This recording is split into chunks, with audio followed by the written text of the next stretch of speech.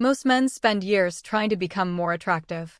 They improve their wardrobe, go to the gym, work harder, earn more, practice better conversation. And while all of those things can help, many completely overlook one habit that quietly changes how people experience them. It's simple. It costs nothing, yet almost nobody practices it consistently. Ironically, it's often remembered long after expensive gifts, clever pickup lines, or impressive first impressions have been forgotten. Today, I'm going to show you what that habit is, why psychology suggests it matters, and why it can change the way people see you without changing who you are. Stay until the end because the last insight explains why this habit is so rare and why it makes such a lasting impression. Before we dive deeper, a quick message. If you've been learning from my videos and you want to support this work, you can subscribe to me on Facebook with a paid membership, send stars, or join my YouTube channel's paid community. Your support helps me create more powerful content for you, and I truly appreciate every bit of it. All right, now let's continue. Part 1. Most men focus on being impressive. Think about how many conversations begin. People want to sound smart, funny, successful, interesting. They're trying to earn attention. There's a certain logic to that. If you can just say the right thing, land the right joke, mention the right achievement, surely that's how you become memorable. But here's the problem. When you're constantly thinking about how you're being perceived, you're no longer fully paying attention to the person in front of you. Half your mind is on them. The other half is monitoring yourself, wondering if you sound interesting enough.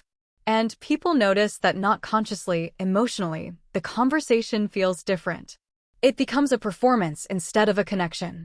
You can almost feel the shift when it happens. The energy gets a little more guarded, a little more effortful. Instead of two people simply existing together for a few minutes, it becomes a subtle audition. Now, here's where the overlooked habit begins, and it's surprisingly simple. Part 2. They truly listen. Not waiting for their turn to speak, not planning the next joke, not thinking about how to impress, they actually listen. Real listening is rare, rarer than most people assume. Most conversations are really just two monologues taking turns. One person talks, the other is quietly preparing what they're going to say next, only half absorbing the words in between. It means making someone feel like for those few minutes they have your full attention. That doesn't mean agreeing with everything. It means being present. It means letting a sentence finish before your brain starts drafting a response. It means asking a question because you're curious, not because it's your turn to talk. People can usually tell the difference between someone hearing them and someone understanding them. Hearing is passive. Understanding takes effort. And that feeling of actually being understood is incredibly memorable. It's one of those things people can't always explain afterward. They'll just say, "I don't know. Talking to him was just easy." That ease is usually real listening in disguise. But listening alone isn't enough. There's another layer almost everyone misses. Part 3. They remember small details. Imagine mentioning your favorite coffee one day just in passing, nothing significant. Then weeks later, someone remembers. Not because they were trying to impress you, because they genuinely paid attention.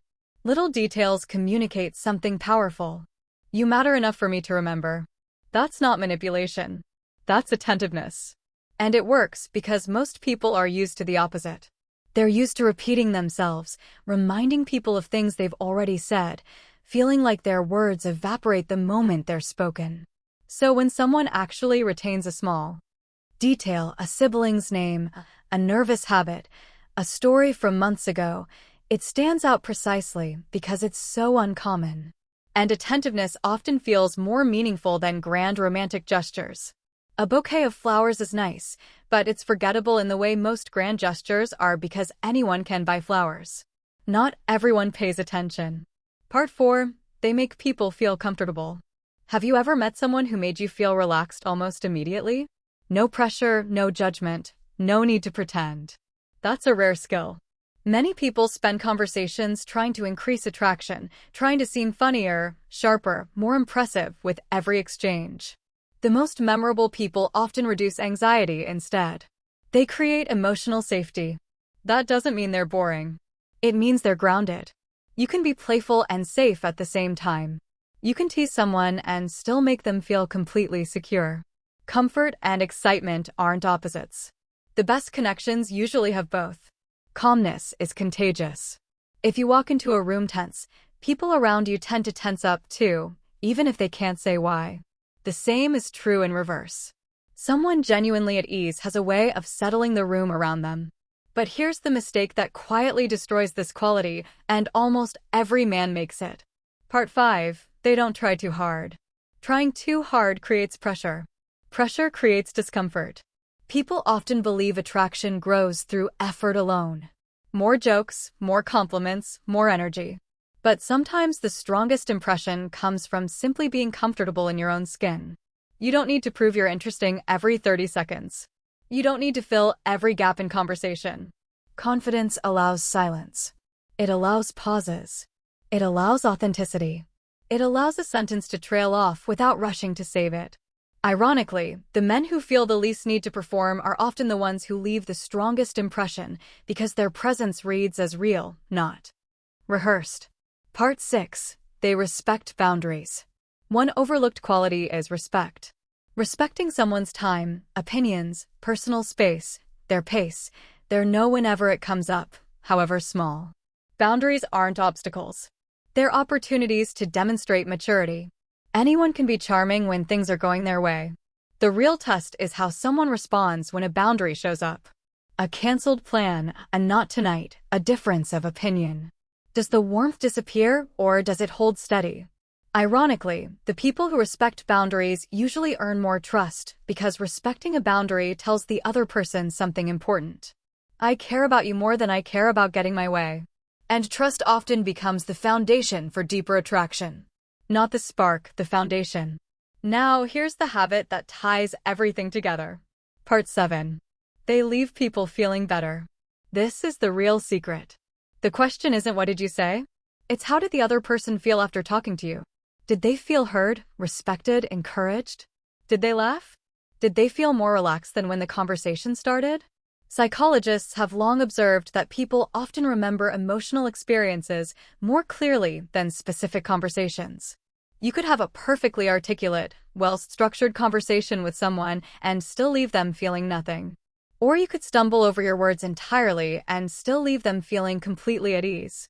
The words are just the vehicle. The feeling is what actually gets remembered. Your emotional impact becomes part of your reputation. People will describe you to their friends not by quoting you, but by describing how you made them feel. He's just easy to talk to. She always makes me feel better after we hang out.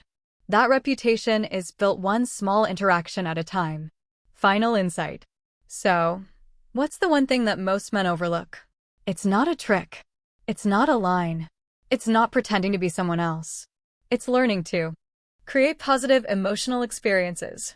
Listening deeply, paying attention, remembering details, being calm, respecting boundaries, making people feel valued.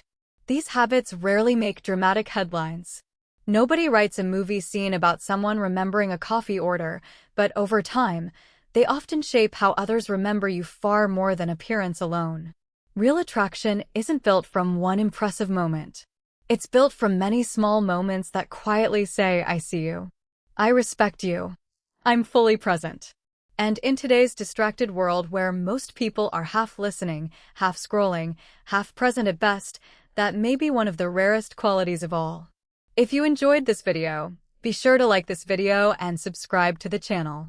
And if you want to discover more about female psychology, attraction, and the hidden patterns behind human behavior, check out the other videos on this channel. The more you understand psychology, the easier it becomes to build genuine confidence and meaningful relationships. Now, I want to ask you something. What's one small quality that has made someone unforgettable in your life? Let me know in the comments below.